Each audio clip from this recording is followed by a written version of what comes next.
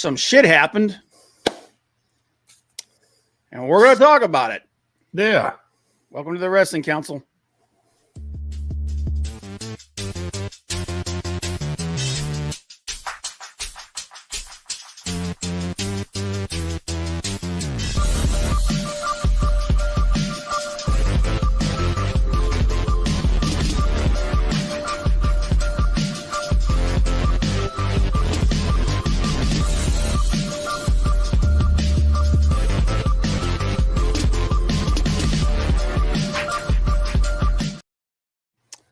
Welcome to the Wrestling Council. I'm your host, Comic Book Bob. Joined as always by my good friend Hollywood Frank. HW in his house. You can catch us here. You can catch us here every Tuesday, 7 p.m. Eastern Time. Talking about all the news in wrestling. God, I sound like Steve Austin with a sore throat. Good Lord. You also follow us on social media. Scroll below. It's in the description. And yeah, interesting week. Interesting 2 weeks because we were not here last week. Yeah, we oh God, here we go. You know that God, Lord. Oh God. Yeah. I will never. Dom and live. I will never be able to understand why they made that a thing. I love it. I want more of it. I'm following it with all that I have, and I'll be sad when it's over. Oh my God. Me personally, if I had a choice between Rhea Ripley and Liv, I'd be all over Liv. It's just well, it's hey, whatever, man. Anyway, welcome to the Wrestling Council. Johnny, how was your week? Everything's on fire up here. Unjustifiably in a manner that I'd rather not be in. What's that? Unjustifiably in a manner that I'd rather not be in. Oh, you all right? Yeah, it's all good. Just regular life. At least I didn't get shot. Yeah. Oh my God. What a world, man. What a world. But we're going to talk about some wrestling.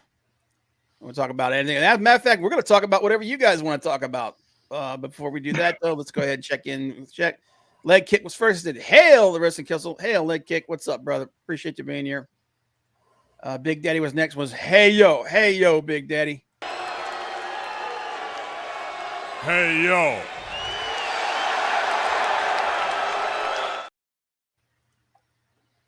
And Leg Kick said, hail Guardian of Chaos. Frank was next up.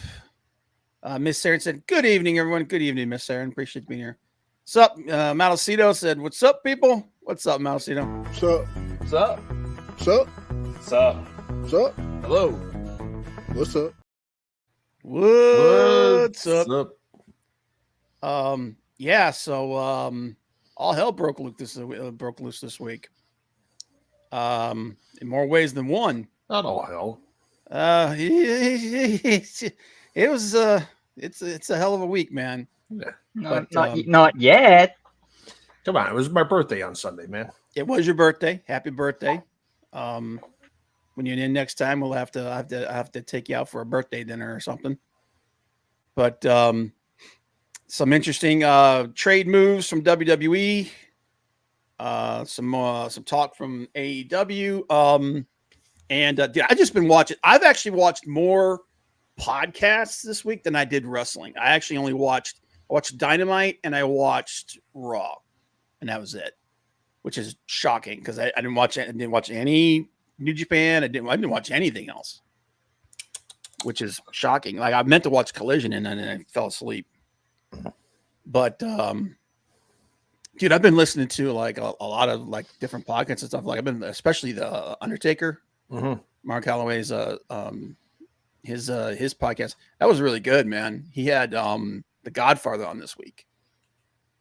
So, but anyway, before we get into all that stuff, basically, we're going to talk about whatever you guys want to talk about, guys. We're going to throw some things out here as well. But before we did that, go ahead and get into a little something, a little favorite segment we call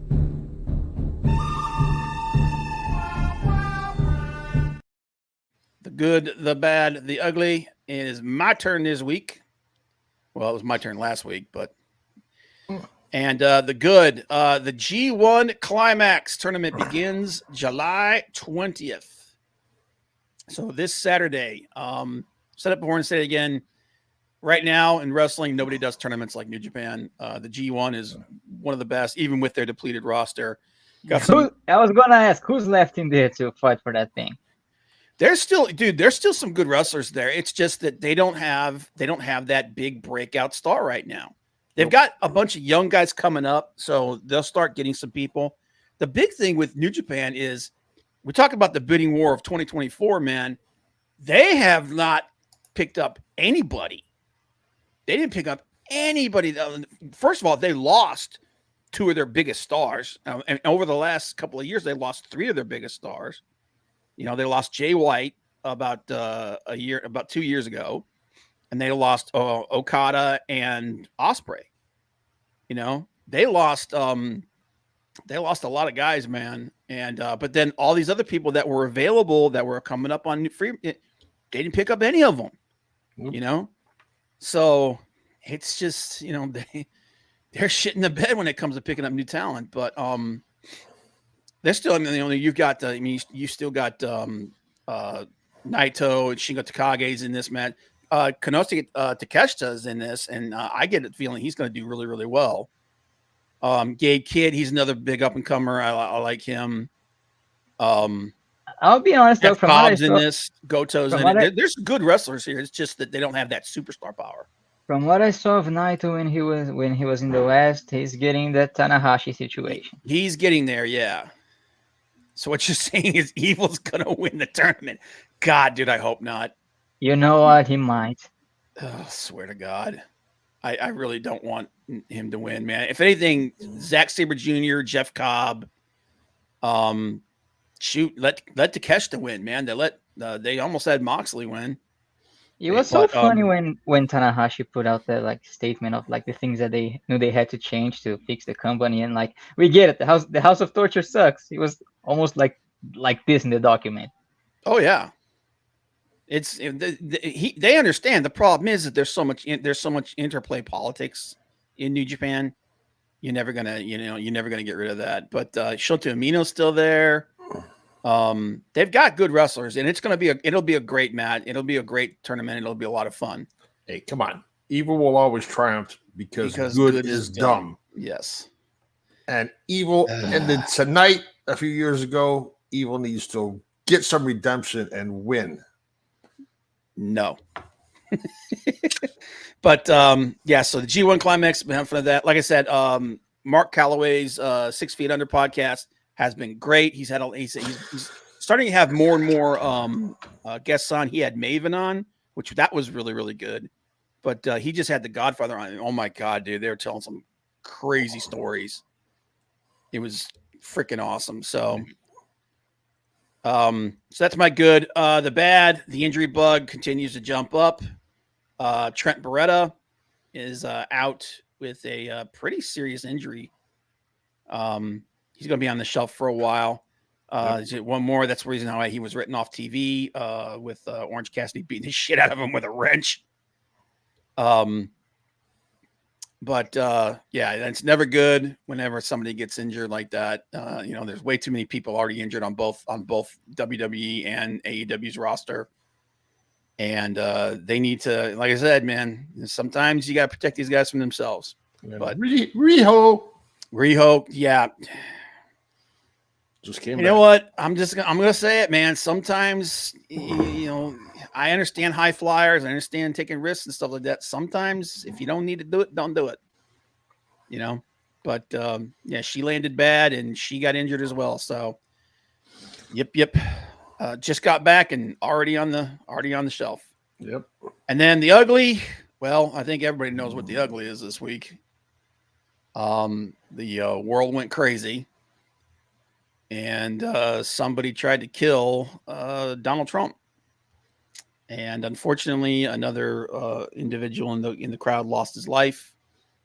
firefighter who was protecting his family. And as usual, we don't do a lot of politics on here or anything like that. But this was pretty much this is a dark day. So heart goes out to the man who died and his family and all the other people that were injured as well. And hopefully this will be the turning point for stop some of this insanity. So, but that's my GBU.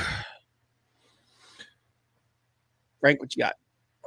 My turn. Yeah. So, as you said, Bob, condolences go out to the firefighter. Just lost his life just there for a rally and unnecessary. I mean, Yeah. Agree, disagree with the president, the former president, to try to kill somebody. Unnecessary ever. Yeah. I also blame the Secret Service for not scouting that building beforehand. Well, there's so much stuff coming out about this. Like most of the people there weren't even actually Secret Service. They were on loan from Homeland Security. There's it's a shit show, and there's going to be more stuff coming in and out. We got to wait until we find out exactly what's going on. But we do. It wasn't good. But I've driven to Sandusky before with President Obama in town, and every overpass had police. Every overpass, Mhm. and they scout stuff like crazy. Yeah. Personally, I think the director of Secret Service needs to be fired. Yeah. Her job should be gone. It starts from the top, from the leadership. I think even though she wasn't there, she should be let go. Yeah, and I think that's probably going to end up happening, considering the things that have happened before and since. Somebody's got to be held responsible for an innocent person getting killed. But I don't want to delve into that too much because this is not a political or bashing forum for that. This is a wrestling forum. So yeah, and Corey, the name I've just put in there, that's the name of the firefighter that was unfortunately lost his life. And I think there's a GoFundMe for his family and stuff like that. So if you want to look that up. But give me some good, man. That's good. That's everybody's bad. Give me some good. All In coming up soon. We got. Yep. You want it? You got it. Bryan Danielson versus Strickland for the world title. It's gonna be a banger. He beat Hangman Adam Page. He's the Owen Hart tournament winner. So good for him going on to face Swerve. Win or lose, I think it'll be a banger of a match. Yeah. I would like to see Bryan Danielson have a title run. Even if it's short. Before he goes out, even if it's short. I hate to see it coming off of Swerve Strickland, but Swerve's young, man. He's got a lot of time. Yeah. This won't be, if they decide to let Danielson have that belt. If they do, I mean, it won't be the last time Swerve touches that belt. It'd be nice to see him for what he's done, helping AEW to have even a short run as a world champion before he steps down for full time. Yeah. Well, we'll see. I think they're up to what is it? They're over 40. I think they're at 45,000 tickets sold already. They haven't even announced. They've only got one match announced. I'm not sure, and they have some deal going on that they're trying to work out with Dallas, where Ring of Honor and Collision and some other stuff, and some big deal out there. So we'll see. And they still have their TV contract to work out with Warner Brothers. Yep. Who knows? We'll see. But it's great to see him in the title picture. And the female winner of the Owen Hart tournament, Mariah May. Yep. Turning on Toni Storm. that was so sweet. Yeah. We knew it was going to happen. Yeah. But the way it happened, I think that was hats off to whoever wrote that segment, because that was awesome. Just whether she bladed herself or got busted open the hard way, just Mariah May just smearing the blood on the side of her face and everything.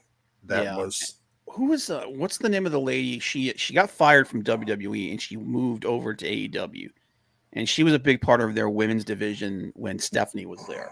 I'm not sure. I can't remember her name, but ever since she's gone over there, the women's division has been getting better and better. Yeah, like, I mean, storylines within it. They lost Vakir. Is that her name? Yeah, Stephanie. Yeah. But Mariah May versus Toni Storm at All In is going to be great. Should be a great match. But that whole thing between the two was really good. Really good. I mean, it started off great with Bryan Danielson versus Hangman. He won, and then Mariah May winning over Nightingale was even better. Yeah. My bad is the botch for the world title at Money in the Bank. Should have been called 1, 2, 3, but that's not the way it was supposed to end. Referees. Oh no, he moved. He did. Damian Priest did not move. Damian Priest got knocked out or whatever. He probably didn't realize it was a 3 count. I think Drew's music was supposed to play. Yeah, something happened. Didn't happen right. Like I remember years ago, it was with Sid and Hogan that Papa Shango was supposed to come out. This is years ago, and never came out and that was a botched by Papa Shango, Godfather, whatever you want to call him, came out. I think there was one as well with was it Scott Steiner? Might have been. Yeah, but it happens. But it's pretty bad. But it's happened a couple of times already this year where it should have been called 1, 2, 3, and referee pulls his or her arm up, and it's obviously that the wrestler that's pinned did not move. Yeah. And it's happened in AEW, it's happened in WWE. And here's the thing, like we're equal opportunity shit talkers, man. Yeah. Like it doesn't make any difference who does it. If you screw it up, you screw it up. And that one was probably the most noticeable that had a big effect on the storyline. And then there was the whole, Yeah, and that's but that thing with the referee should have been 1, 2, 3. Have Drew come out, do whatever. I don't care. But letting the referee, you have to let the referee know the final result and what's going to happen. I mean, that's part of the storyline, but part of the script. But sometimes you gotta 1, 2, 3 and just move on. Yeah.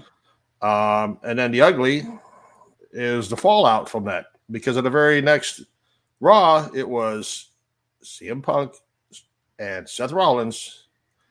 Seth Rollins pissed off because the stipulation of that match was as long as Damian Priest is champion, Seth Rollins cannot challenge for the title. Yeah. Rightfully so. CM Punk cost Seth Rollins the match. Seth Rollins pissed, tells CM Punk, watch his back. And you had that for, what was it, 10, 15 minutes, maybe longer? It was last week's Raw. And it was an awesome segment. I loved it. And you pissed it all away when Damian Priest says, "Oh, you could have another title shot." What? Why waste the first 15 minutes of the show if you're going to allow the champion to just let his challenger have another title shot? Yeah. Then if you do that, then there's no reason for Seth to be pissed off at CM Punk. He got another shot at the title. Which that could have been such a cool storyline going forward. Like the fact that, we were always talking about how the whole thing is like Punk is living rent free in Drew's head. Drew's living in Punk's head too. That would have been such a cool, like the fact that they hate her so much that they don't care that anybody gets caught up in the shit. You know what I mean? That's an awesome storyline. And because you got to set something up for Punk after he's done with Drew. And they had this awesome idea, this awesome thing that just organically happened. And they pissed it away in like 15 minutes. It's stupid. It's so stupid, man. Every time I think WWE is really starting to cook and really starting to take a big step. And they've taken big steps forward. Don't get me wrong. Since Hunter's taken over, but every once in a while they just do something that makes you go, "Is he back?" And because this is the kind of stupid crap that Vince would do, just killing an angle because he didn't come up with it. It just, I don't know. I was so that killed the show for me, man. I was so pissed off. Yeah, because the opening segment was just so good with Punk and Seth. Yeah, it was awesome, dude. Man, they were gut punching each other. Yeah, and then they just go. Bloop.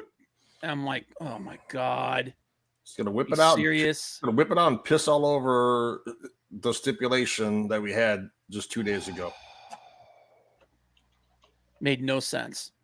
No sense at all. Yeah, I mean, just I understand the reason because of the fact that there was a missed call in the 1, 2, 3, but you can figure out other ways. Yeah.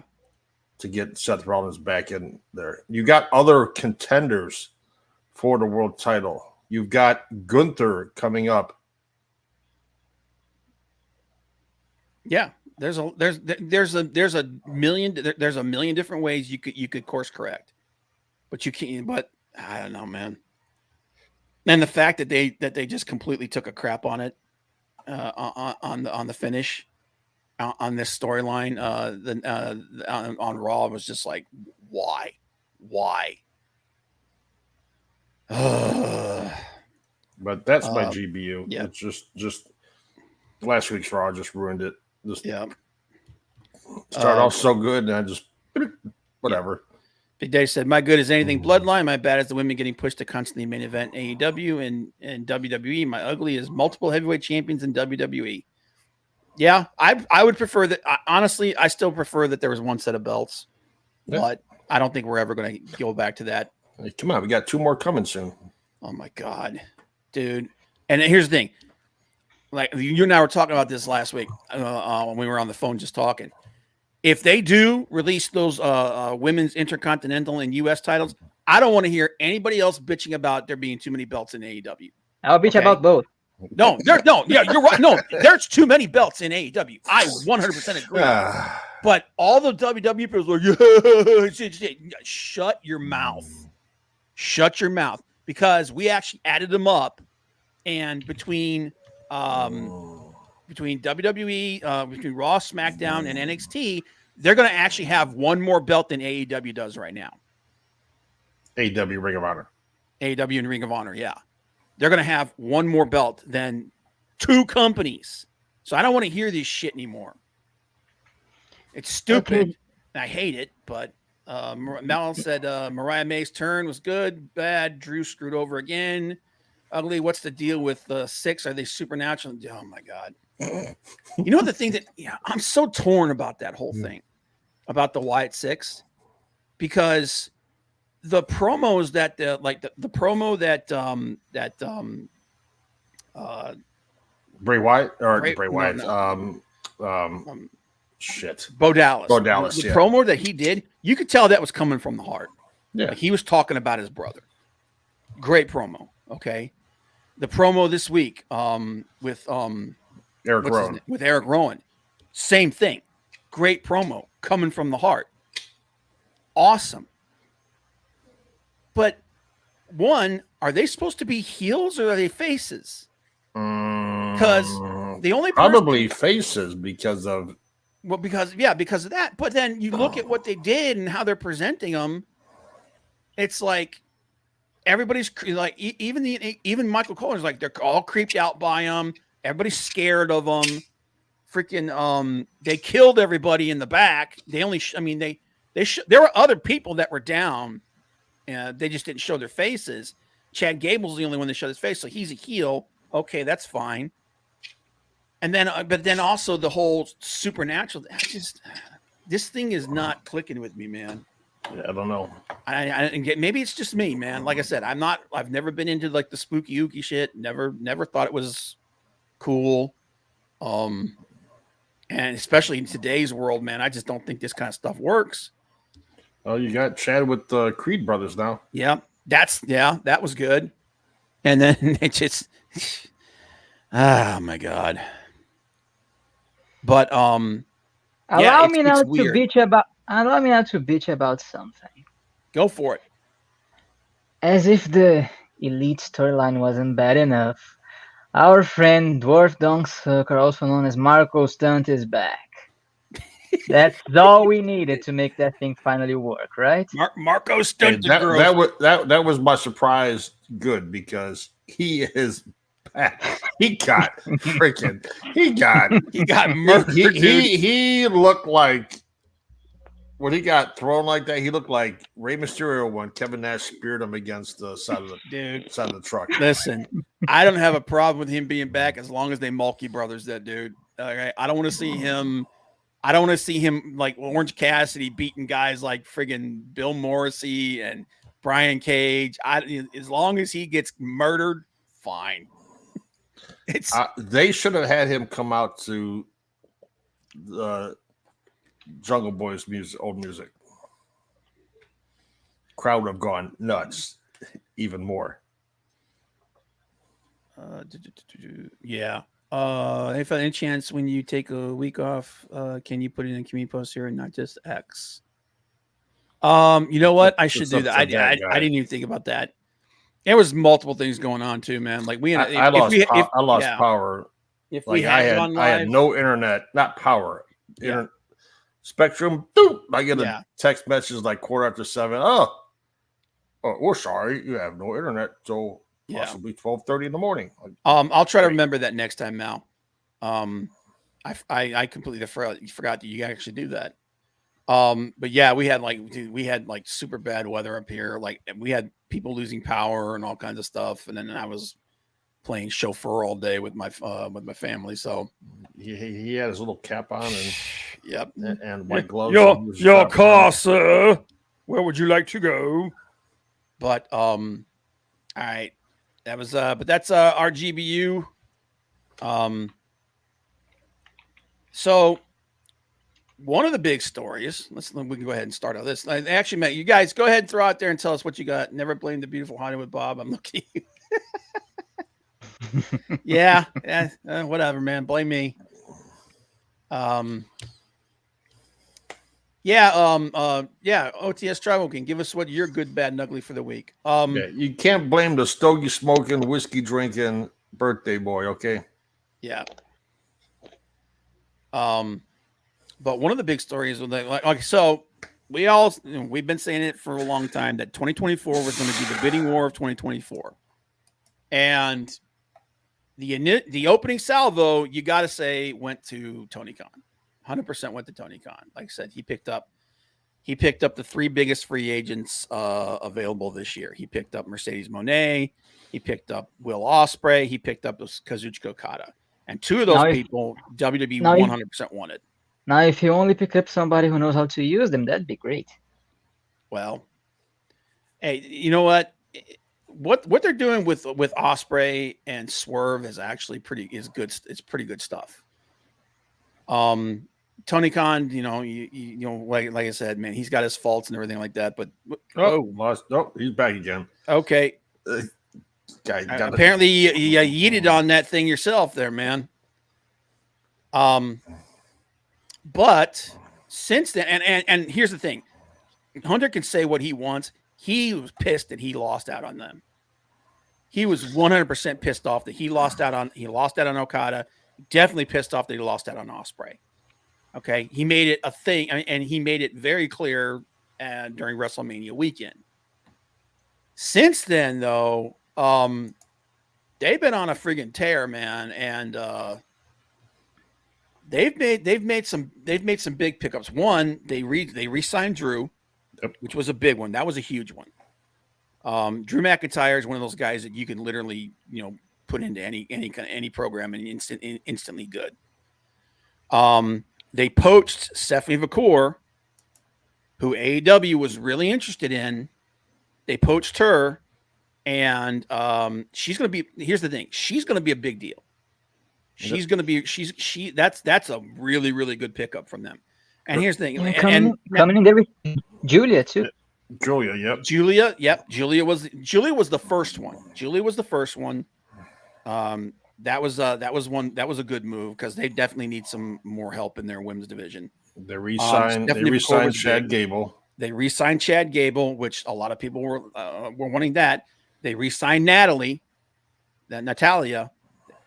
They re-signed Natalia. Here's the thing, though. Natalia does a lot of work for them behind the scenes. She's one of their top trainers. So a lot of the women that everybody loves on the main roster, you can look at Natalia and thank her for a lot of that because she's one of the people that's training everybody. Yep. So, and I get the feeling that that's kind of what they kept her on for. She's there to develop some of these new talent. And I would have to say at this point, man, at the halfway mark, the last few months has been all WWE, man. They've been getting all the big pickups, and and good for them, man. You're signing great talent, and now the thing with Stephanie McCool, I know, the way she went out wasn't the best because she had a bunch of dates set up for. She had multiple dates set up for New Japan. She was still the champion in CMLL, and they wanted her, said, okay, well, we're not going to block you or anything like that. If you want to go to WWE, that's fine. Can you at least come back and drop the belt? They said no. WWE, apparently, she said, I can't do it. Apparently, WWE were like, no, you're coming right now. Which is odd to me because at least under Hunter's regime, they've shown that they're actually willing to let people finish their obligations. When Carl Anderson, when the Good Brothers re-signed, Carl Anderson was still the IWGP Never Openweight champion, and they allowed him to go back to for like I think it was almost 2 months after he re-signed with WWE. He was still going and doing matches in New Japan, and then he dropped the belt not long after that. So this was weird to me. This was like, why are you not letting her, like, you're burning bridges here? Because let's say like worst case scenario, she gets to WWE, she just doesn't like the system, just doesn't fit in. They pigeonhole her like they're doing pretty much everybody in the LWO. Like Andrade said, apparently we're only allowed to wrestle ourselves. And she decides that when she's done, she wants to leave. CMLL's pissed. Like, they're really pissed off at her for this. I would be. Huh? I would be. Well, so would I. I'm like, you can't even come back and drop the belt. Just do us a solid before you take off. Because here's the thing. According to from what I've read, as far as her contract with them is concerned, if they wanted to, they could have blocked her from going. Because she had some kind of an obligation to them that they could have held over her for like another 6 months or something like that. And they were like, no, you can go ahead if you want. Just come back and drop the belt. And apparently they said no. And that's the thing with, like Mal said, man, she will not be welcome back in CMLL because they hold a grudge forever. I mean, you just look at the stuff that's going on between them and AAA and AEW and Forbidden Door. That shit's still going on. So that's a bridge burn right there. New Japan's pissed at her because she was a big deal for a lot of the dates that they had set up for her, and she pulled out of there. So it's really weird how WWE right now seems like they're willing to work with pretty much anybody that isn't named AEW. But then when this situation happened, they're like, no, you got to come right now. And so, I mean, there's a good reason why WWE snatched her up, man, because that match with her and friggin' Mercedes was fantastic. And she got her stock went through the roof. Skyrocketed. And WWE were like, we're poaching the shit out of that one. And can't blame them for it. You can't like all of the vitriol that's going on aimed at her right now. You can't blame WWE for wanting to sign her, Like AEW's upset. Well, of course they're upset. They got outbid. Right. And you also got to look at it too, though, is that it takes two to have a good match. Yeah. So it wasn't just Stephanie. It was also she was in Mercedes. there with somebody really good. Yeah. Yeah. She's Mercedes. So for those people, Mercedes. Come on. And, Mercedes can still go in there and put on banger matches with the right talent. I mean, it's for those people doubting her when she went to AEW. Come on. No, she's like we said, where she shines, where she truly shines is in the ring. The big complaint I had was like it took 3 months to get her in the ring. OTS Trevor said, I hold nothing against her. There are no unions in pro wrestling. No, but when you're working with a company and the company's being cool with you and you're their champion, they put their championship on you and you say, okay, and they're like, we could block you, but we're not going to, go follow your dream. Just do us a solid and drop the belt before you do. And she said either it was her decision or it was WWE's decision. I have a hard time believing it was WWE because they have shown that they're willing to work with other companies. They've especially on a Hunter. They've shown that they will let their talent fulfill their obligations. So I have a hard time believing unless Hunter has decided to be just friggin' hard-assed about everything and be like, nope. Unless your name is Bret Hart. That's true.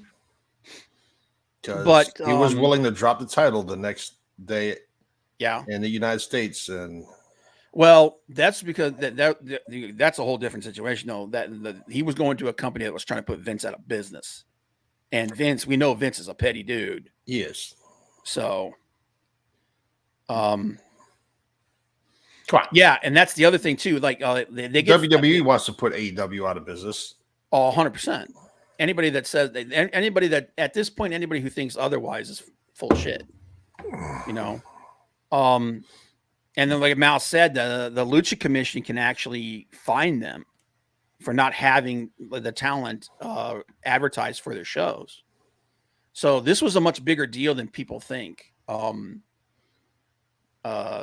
Now, as far as what she's going to do in WWE, she's going to be like, if they really play to her strengths and let her work, man, she's going to be awesome. Because her in-ring work is fantastic. Yes. Hey, Courtney, what's up? Hey, welcome to good to see you, girl. It was just just to me, it just felt weird that they were like, no, like they just slammed the door. No. It was like, really? You're not even going to let her drop the belt back? That's just strange. As far as like everyone's like, yeah, and AEW is like, well, of course they're upset, but she has no obligation to them. She does not. So she's not signed with them. So, then like we said, like I said, I would have to say that at this point, I still think AEW had the bigger pickups this year, but WWE's really stepping up hard, picking up a lot of free agency and stuff. And I'm gonna tell you what, there's two more right now that everybody's talking about. And if AEW wants to get back on track, I personally think they need to snatch them up, because one of the things AEW lately has been better. The last couple of Dynamites have been good. The last two Collisions have been good. It feels like they're trying to get back to be kind of sort of back to where they were before. Now, the big thing with AEW that they're never going to be able to get back is the fact that when AEW first launched, WWE was pretty shit. Outside of the Bloodline storyline, most of the storyline stuff happening in WWE was crap. Yep. Vince was, wouldn't listen to anybody, all that. WWE's corrected they've righted the ship quite a bit since then. So it's not the same as it used to be. So I don't think AEW can get that back, that big bit of momentum they had coming out, because everybody would just wanted to look for something different. But I feel like they can kind of get back to some of the things that they were doing better than everybody else. And one of those things is tag team wrestling. Tag team wrestling took precedent, was one of the big things in AEW. And over the last 2 years, I feel like that has fallen off. And right now, two of the biggest tag teams that are out there that are available, WWE's looking at, they're being looked at both. I personally think that if AEW really wants to kind of get back on course, they need to start promoting tag team wrestling the way they did before. They need to pick up the Motor City Machine Guns, and they need to pick up the Von Erichs. I thought they already had the Motor City Machine Guns. Nope. No, I believe they do.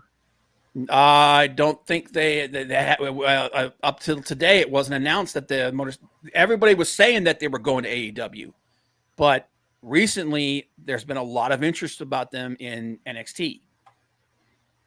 And I thought they were there a couple months ago. They were, but they didn't sign them. You sure? No, they were still technically signed with TNA at the time. They were still signed with Impact at the time. And right now, the Motor City Machine Guns, no, they're contracted. They're available. They're being courted by both. And the same thing with the Von Erichs. Now AEW announced that the Von Erichs are going to be part of this big Texas, this round of Texas shows that they're doing. But WWE is looking into them as well. Yeah, the Motor City Machine Guns are not signed. Now people still expect them to sign with AEW. But seeing the way that Hunter has been going after free agency, I can see him snatching them up. Plus, because they've got a lot of friends in NXT right now. They've got the Motor City Machine Guns got a lot of friends working in WWE. They got friends working in AEW, but they got more friends working in WWE, and this working relationship that WWE has with TNA. That's a big thing. That's a big deal. And there's a lot of speculation that they might get poached. They might get poached by WWE. It's possible. You know, and you got to remember too, man, everybody, I don't care who they are, man. There's very few people don't want this. Almost everybody that ever gets into professional wrestling, they want that WWE run. They want that boyhood or girl dream, you know, and who can blame them for it? Let me go see if I can be the next big thing or whatever, or what have you. Now, I still think that even today, even though the emphasis has kind of fallen off, AEW still has the best tag team division in wrestling right now. I still think that they have the best tag team division in wrestling. And hopefully, somebody will put this in Tony Khan's ear and start pushing tag team wrestling like the way they were in the first 2 or 3 years. Because that was one of the big selling points for AEW, was they had all these great tag teams, and their tag team division was basically head and shoulders above everybody else. That's why FTR left WWE and went there. They had them, they had the Briscoes, they had the Lucha Brothers. That and McMahon wanted to give him a goofy gimmick with some stupid outfits. And that's losing McMahon is probably the biggest uptick that WWE has had in the last 10, 15 years, because it freed them up from his bullshit.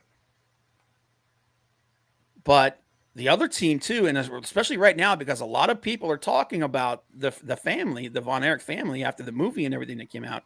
The Von Erichs, man, they got a lot of pedigree, and that's one of the things that Hunter really likes to latch onto is people with legacy. And I could see them doing well in NXT. I could see them even making it to the main roster. There's another, and every time that they've shown up in AEW, it's been a big deal. The crowd freaking goes nuts. Everybody talks about it. They love them. Okay, like I said, they're one of those storied families. Yep. And I'm not, like I've said it before and I say it again, WWE has a bloated roster. They've got way too many people. There's some people that need to start either bring back Dark so you can start developing some of these people, because a lot of them are just sitting on their hands. Bring back Dark as a YouTube show like it was before.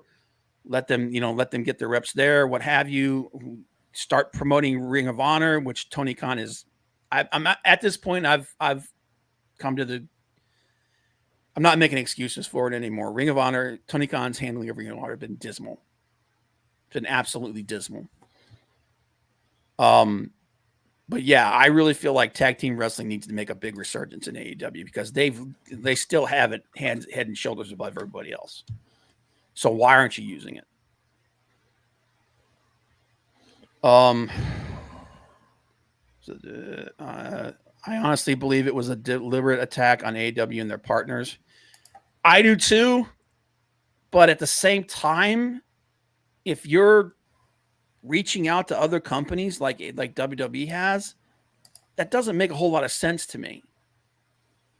What AEW needs is a booker. Yes, AEW, and I'm hoping to God that when Bryan Danielson becomes a part-timer, that's one of the roles that Tony Khan's going to start letting him dabble with. I'm not sure he's the guy for the job either. You don't think Bryan Danielson? Bryan Danielson would be I think he'd be a better booker than Tony Khan. Yeah, but that bar is so low that he's a trip hazard in hell. Okay, I'm gonna. All right, somebody mark that one down, man. What was it? 46 minutes and 39 seconds. Okay, I'm gonna come back and I'm gonna clip that. That's pretty good, man.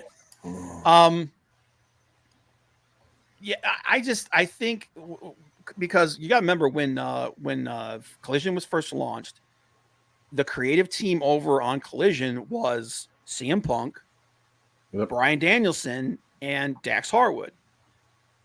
And Collision, what we liked about Collision was it felt like a more traditional old school wrestling show. And a lot of the problems that AEW has, the things that Tony Khan doesn't do well, they were doing better with them in Collision. One thing, big men were booked better in Collision on Collision when they were in charge.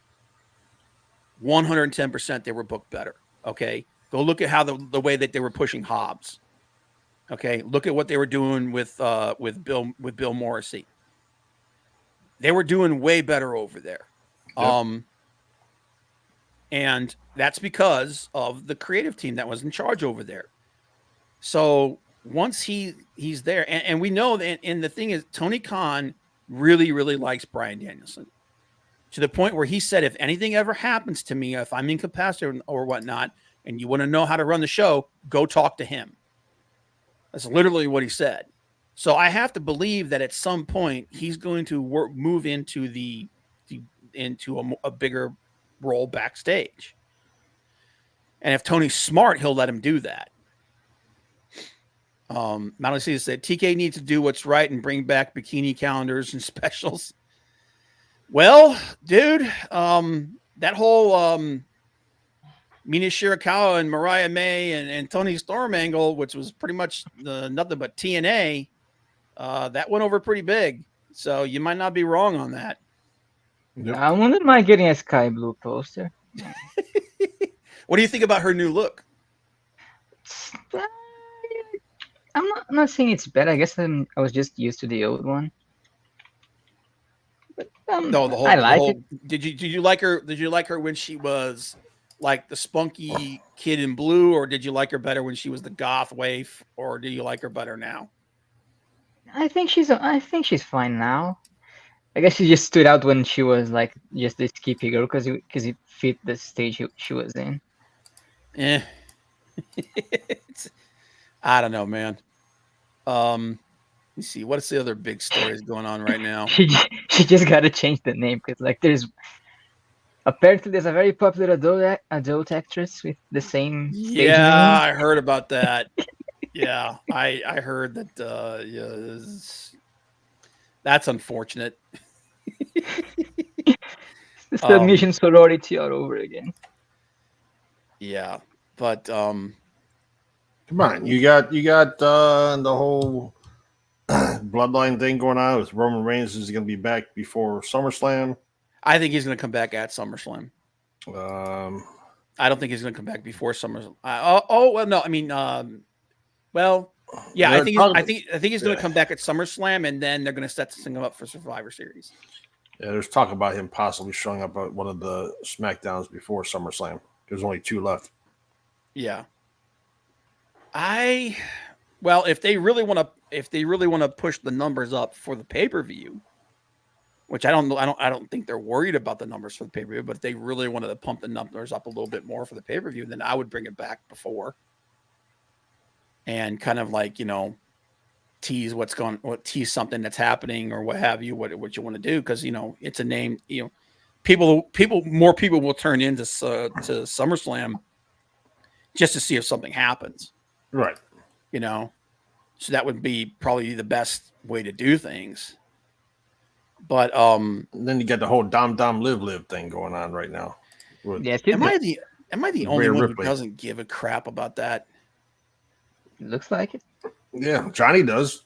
Well, Johnny does. He's a horny 8-year-old. Because Dom got the yeet kicked out of him. Well, of course he did. We all knew that was going to happen. And is anybody here? Does anybody here think that he's not going to turn on Rhea at SummerSlam? Everybody's going to cost her the match. Everybody knows he's going to turn on her. And he's going to. Everybody's going to turn on her except Damian. Yeah. The Judgment Day is going to turn on her and Damian, and the new Judgment Day 2.0 is going to be Finn Balor, Dominic, Liv, Carlito, and JD McDonough. That's what the new. That's going to be the new. That's going to be the new Judgment Day. I think Carlito might go with Damian Priest. Damian? I don't think so. I think he might. I think Dominic's going to turn on Rhea, and Carlito's going to turn on Damian. So they could have Dom, Liv, Finn, and JD McDonough. Yeah. Versus Damian Priest, Rhea, Carlito, and R-Truth.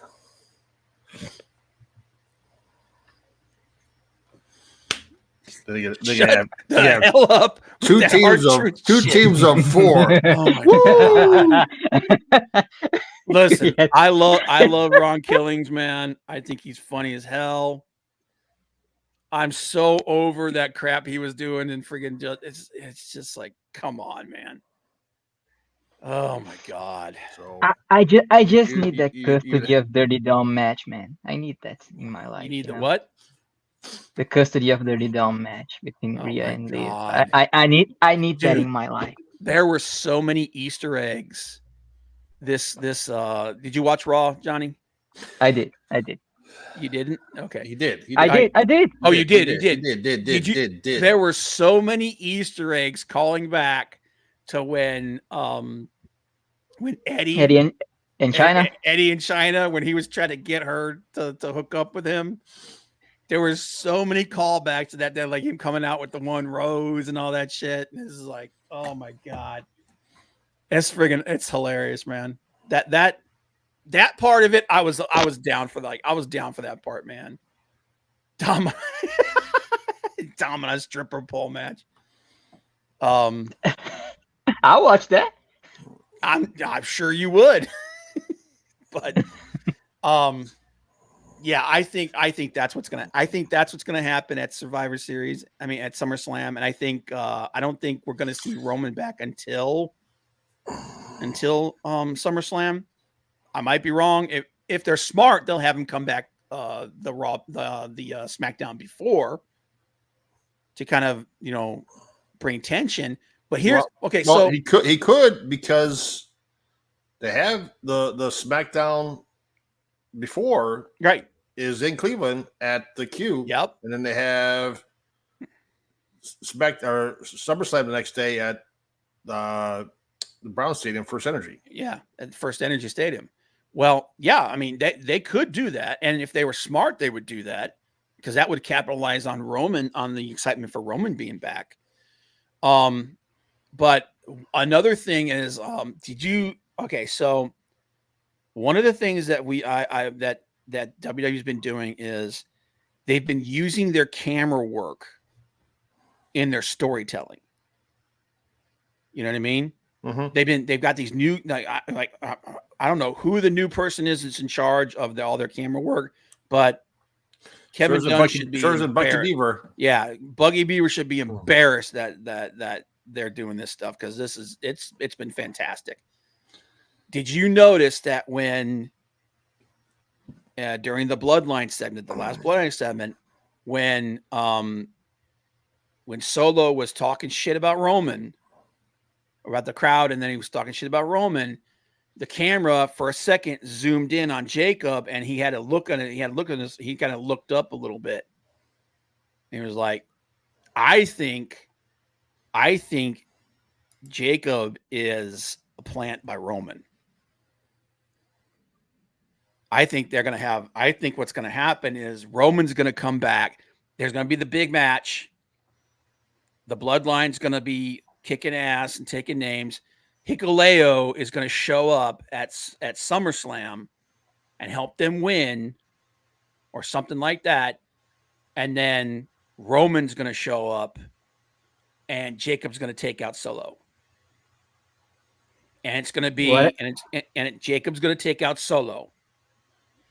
And it's going to be, and then for Survivor Series, it's going to be Roman, the Usos, and Jacob Fatu against Solo, Tama Tonga, Tongaloa, and Hikuleo. Whatever Jacob Fatu wants to do, I'm gonna watch. He's great. Oh, dude, he's the most talented of the entire bunch. Yep. And then The Rock. So that's their 5. And then the 5th person for Roman's group, Sammy. The 5th person for Roman's group is going to be Sammy. He's going to be the OG Bloodline. Doesn't hurt. I think that's something like that's what's going to happen. But I get the feeling that Jacob's there. He's a plant. He's going to turn, and he's going to turn on Solo. And I hope he does too, because like I said, talented family, very talented family. Jacob Fatu is the most talented of all of them. Most talented. And like, if you've ever seen any of his matches in MLW, holy shit, dude, that guy is amazing. He's a freaking monster, dude. He's a beast. He is. And just agile as hell. Oh, that was that. Okay. So here's the thing. Here's another thing that happened on Raw that pissed me off. Sheamus's music. What he got that hell? What the hell was that crap?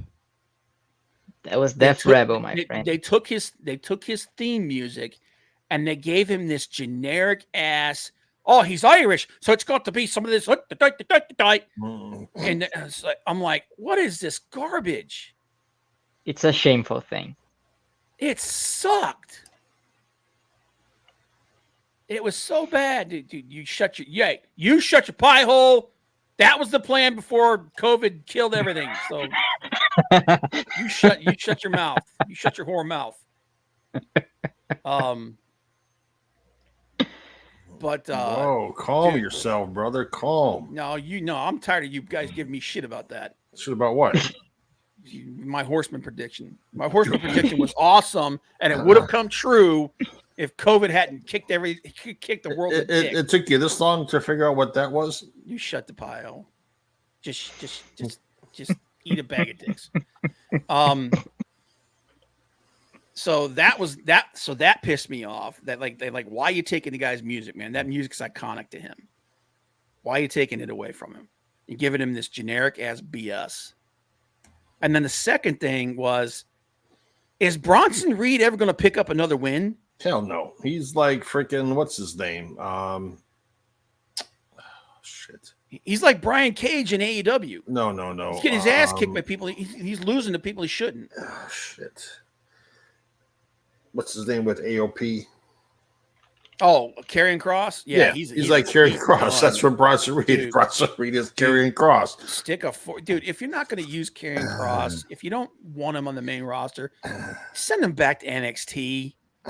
You know, let him go down there and do some. They're not using either one. Yeah, he's like it's like what they did. It's the way they're booking him the way Tony Khan books big men, getting their ass kicked by Orange Cassidy.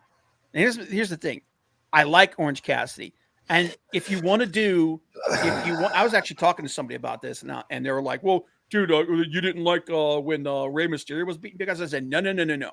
When Rey would beat somebody that was bigger than him, like when Rey beat the Giant, he didn't beat them with the way that Orange Cassidy does. It was always David and Goliath, and Rey would use his agility and his skill to stay away from them, and it was basically hit and run, and then something would happen that would create an equalizer, like Big Show went to punch him that one time, and he punched the ring post, and he hurt his arm. Now he's got an injured arm. There was always a way.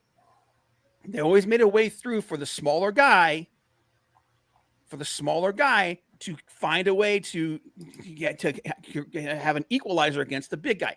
That's not what they do with Orange Cassidy. Orange Cassidy is beating dudes like Bill Morrissey with a freaking punch. That's stupid. Okay? I like Orange Cassidy. If you want to have him beat one of these big guys like that, you got to do something like they did with Rey. You got to create some kind of an equalizer for him. Hell, Rey for a while was walking to the freaking ring with an iron pipe. Okay. Well, yeah. I mean, and then soon you could be seeing Akira Tozawa versus Bronson Reed and Tozawa. Oh, Jesus God! But here's the thing: the way that they have Orange Cassidy beat big guys, and he's beating them constantly. He's beating them consistently. That's the problem. It is. He's beating guys like that, but he's beating them in a way that doesn't put over the fact that they're monsters. He kicks out of their finish and punches them in the face. Like that's he does a goofy ass friggin'. It's basically it's a shot at Roman Reigns is what it is. It's the Superman punch, but they just call it the Orange Punch. And he hits him with a punch, and he's knocking him out, and he's winning that way. It's stupid. It's one of the things that I agree with Corny about with Jim Cornette is the way that Tony books his big guys getting their ass kicked by people they should be killing everybody. 99% of the time, the big guys should be murdering people. Sort of like, well, not a big guy, but sort of the way Jack Perry took out Marco Stunt. Yeah. That's right. Exactly. Yeah. Jeez, God, man. They booked Rey so bad when he was champion too. They booked him. That was weird, man, because they booked him so well up to that point. And then as soon as he became champion, he was just getting murdered by people. No, that and when you had Kofi Kingston versus Brock Lesnar. Dude, I'm still pissed about that. And here's the thing. I don't have a problem with Brock beating him. I have a problem with them making him look like a friggin' child. Yeah, exactly. And that's the thing that Cornette does that I will always 100% agree with them. Cornette is a master student of wrestling psychology. The way you make something work. The dude's been around forever. He knows the history better. I would be shocked if I know 1/10 of the wrestling knowledge that Jim Cornette has. Okay. And yeah, Jim, he gets shitty with people and stuff like that. But he sees stuff like this happening, and he's just like, why? This doesn't make any goddamn sense. And I understand that Orange Cassidy's popular. He's a really good worker. We said that match, that first Forbidden Door, his match with Ospreay was probably the best match of the entire night. Yep. Okay. But the way that they book him against big guys, the way that they book big men in AEW, period, it infuriates me. Because there's no way for them to build any kind of momentum because they're losing the people they should kill. People think he's predisposed to hate, but he's actually used a lot of methods to try and actually make stuff work. Yeah, no, I love Jim Cornette's. Like I said, I was listening to podcasts this week more than anything else, And I always listen to the drive-through whenever I get a chance. I'll always put it on the background when I'm working on something. I've been listening to like I said, Mark Calloway, Undertaker, his 6 Feet Under podcast, which guys, you gotta go watch his podcast with the Godfather. It was one of the funniest damn things I've ever heard in my life. Just listening to these two guys that have been in the industry forever, they've been friends forever, talk about some of the crazy stuff that's happened on the road and whatnot. It's awesome. It's awesome. And you learn stuff. You learn a lot from them. Same thing with Big Daddy. Go watch all the little vignettes that he does and everything. He talks about wrestling history.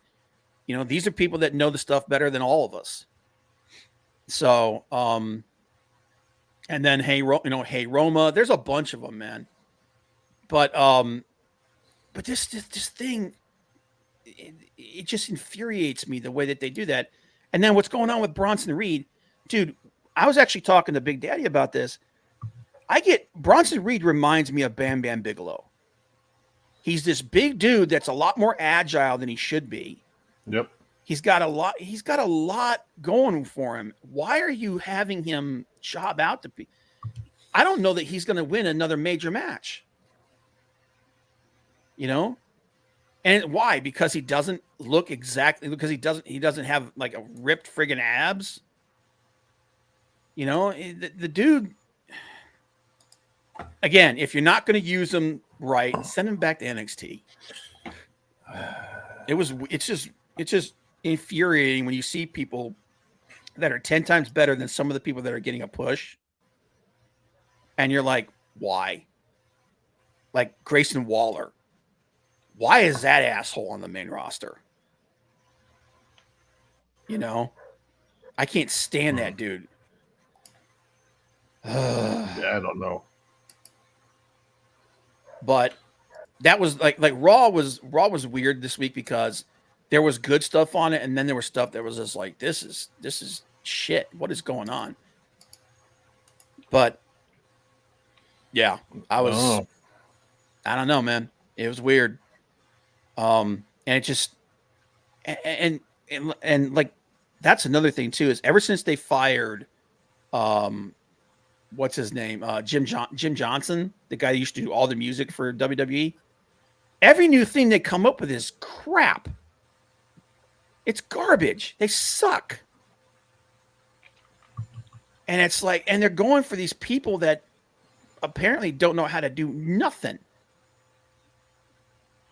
Yeah. Oh, dude, I still, everyone I've talked to has been telling me about this match. Yeah, AJ Styles had his match in Noah with Marufuji. And I gotta check that out. I gotta find that match. I gotta watch it because everyone said it was friggin' awesome. But Triple H has his favorites in that. I understand that, but at the same time, Hunter seems to have at least better than Vince in understanding that when you've got somebody with talent, you know, use that person to the best of their ability. You know, and I'm not saying, you know, put the world title on the guy or anything like that, but you know, we're always talking about like who's next for Cody, who's next. There's somebody he could have a great match with. He could have an awesome match with Bronson Reed. You know, when Bronson Reed went to New Japan before he got re-signed in WWE, he had a great match with Okada. Yep. So it's like you've got these guys who have great upside and have a lot to contribute, and you just kind of cut them off at the knees, and it just seems weird to me. But anything else happening this week? Let's see. Taker's good. He breaks down angles and character development. Very good analysis stuff. Most can't do that. Yeah, and it's just you could tell like when he's talking, especially when he's got a guest on, he's so happy to be able to talk about it now because for so long, like he was so sold on kayfabe when he was like, I don't want to talk about, I'm not going to break character. I'm going to stay in character as much as possible. I'm not going to do this. And now he's able to talk about it. And he's just got story after story after story and insight after insight. And that's a dude. I mean, there's no way that it'll ever happen. But if Tony Khan could somehow talk him into coming to AEW to work behind the scenes, No there's chance. a dude. There's No chance in hell. I know. There's no way. There's no way. He's still one of the biggest draws in WWE to this day. When they have like house shows, when they just have like meet and greets and stuff like that, they're like, he's the number one guy. So, but yeah, his podcast is fun, man. Especially now that he's getting more and more people to come on as guests. He's had some really great guests too. He had God, what's that guy's name? He's a former MMA fighter, and he was a Navy SEAL. Tim Kennedy. He had him on the other day. That was a really interesting talk. But dude, I want Mark him to Henry one is the best for me. So the Mark Henry one was so good, man. Dude, Mark Henry actually started he was talking about oh no, that was the one with Sean Ross Sapp when he was talking about the roll through move that Mark Henry did, that slam that he would do with the roll through that he created, and then like now more people are starting to use them. I think that was Chris Van Vliet. Yeah, that was that's right, Chris Van Vliet. And he got emotional about it too. It's so rare when that you're able to create something in this business that nobody else is doing, and then people start to emulate it and everything. That's got to be something cool. He was a Green Beret. That's right. Who's the guy that was the Navy SEAL? I can't remember his name now. But anybody enjoying the Wyatt family stuff? I love the interviews because, like I said, like at the beginning of the show, you could feel that they're from the heart. They're just, and this whole thing, this whole angle is a tribute to Bray and the people that loved him and everything like that. That's the problem with that though, is that's why I don't think it's going to have legs. I don't think this is going to go on for very long. You can only do this smoking stuff with Chad Gable and them for so long before people want to see something happen. Yeah. And, I'm glad that they're all there. I'm glad that I'm glad that, Eric Rowan is back and he's got work. Maladicita said, I'm liking the way I think it's really good. Yeah, dude, the vignettes they've been doing, those have been good. Like I said, the interviews, you could tell that Bo is talking from the heart, that Eric Rowan was talking from the heart. I just don't know that it's going to have legs. And like I said, I've never been a big fan of the supernatural stuff. I think it would have been better if they'd brought them back as more like the Wyatt family kind of thing, like that. I know that they're supposed to be tweeners, I guess you could call them. And and don't get me wrong, I'm not trying to crap on it. I'm not trying to, I'm not rooting for it to fail. I just don't see how 6 months from now this thing's going to be able to carry on. Oh, I think that's definitely. We may not. Here's the thing: we may not see them in the ring in a match until Survivor Series, because it's been going on for a month now, and there hasn't been one match. Not one match. So it's just a bunch of videotapes. It's a bunch of interviews. It's a bunch of vignettes. I get the feeling that we're going to get a match with at least one of them at SummerSlam.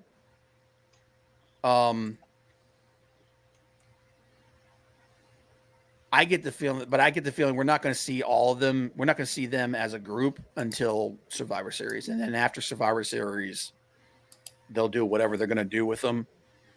I just don't know how you take something like that and give it legs.